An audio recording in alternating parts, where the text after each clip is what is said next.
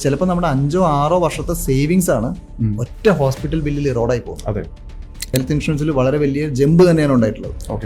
ഒരു നോർമൽ ഒരു പനി വന്ന് ഒരു ആവറേജ് ഒരു 3-4 ഡേയ്സ് ഹോസ്പിറ്റലിൽ അഡ്മിഷൻ, ഒരു ഡെങ്കു വന്ന് ഹോസ്പിറ്റലിൽ അഡ്മിറ്റ് ആയി കഴിഞ്ഞാൽ പ്രീ കോവിഡ് ബില്ല് ഒരു 10,000 രൂപ അല്ലേ, 10-12 രൂപയ്ക്ക് നമുക്ക് ഒരു 3-4 ദിവസം അഡ്മിഷൻ കഴിഞ്ഞ് നമുക്ക് തിരിച്ചു വരാം.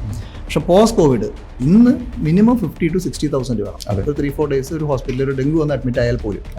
അപ്പോൾ ഇത്ര വലിയ വർധനവാണ് നമ്മുടെ ഹെൽത്ത് കെയർ കോസ്റ്റിൽ ഉണ്ടായിക്കൊണ്ടിരിക്കുന്നത്. ഗോയിങ് ഫോർവേഡ് ഇത് സെയിം തന്നെ ആയിരിക്കും. കാരണം still India is the cheapest country on health care cost. അപ്പോൾ ഇതിന്റെ ഇൻക്രീസ് ഇതേ തോതിൽ തന്നെ കണ്ടിന്യൂ ചെയ്യും. അപ്പോൾ അവിടെയാണ് ഒരു ഹെൽത്ത് ഇൻഷുറൻസ് വേണ്ടതിന്റെ ആവശ്യകത. പിന്നെ ഇത് നമ്മുടെ ഏജിനോട് ഡയറക്ട്ലി പ്രപ്പോർഷണൽ ആണ്.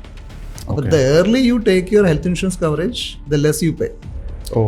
പിന്നെ അത് സ്ലോലി ഇൻക്രീസ് ചെയ്ത് വരും. പക്ഷെ നമുക്കൊരു ഇൻഷുറൻസ് ഉണ്ടെന്നുണ്ടെങ്കിൽ അത് വളരെ ചെറിയ തോതിലാണ് കൂടി വരുള്ളൂ. ഇൻഷുറൻസ് ഇല്ലാത്ത ഒരാൾ 45-ാമത്തെ വയസ്സിൽ പോയി എടുക്കുമ്പോൾ ചിലപ്പോൾ ആ ടൈമിലായിരിക്കും ഷുഗർ, ഡയബറ്റിക്സ്, പ്രഷറൊക്കെ വന്നു ചേരും. പിന്നെ കിട്ടാൻ തന്നെ വളരെ ബുദ്ധിമുട്ടാവുകയും ചെയ്യും. ചിലവർക്ക് അത് കിട്ടും, പക്ഷെ അവനെ മച്ച് ഹയർ പ്രീമിയം. ചിലവർക്ക് കിട്ടുക തന്നെയില്ല, ഡിപ്പെൻഡ് ഓൺ ദ പാരാമീറ്റേഴ്സ്.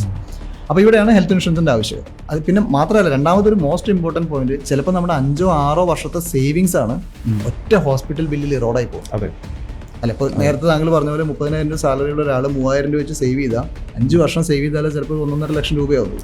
ഒരു ഹോസ്പിറ്റൽ ബില്ല് തന്നെ ചിലപ്പോൾ 1 ലക്ഷം 1.25 ലക്ഷം രൂപ വന്നു കഴിഞ്ഞാൽ എൻ്റെ 5 ഇയർ സേവിങ്സ് വൈപ്പ് ഔട്ട് ആയിപ്പോയി.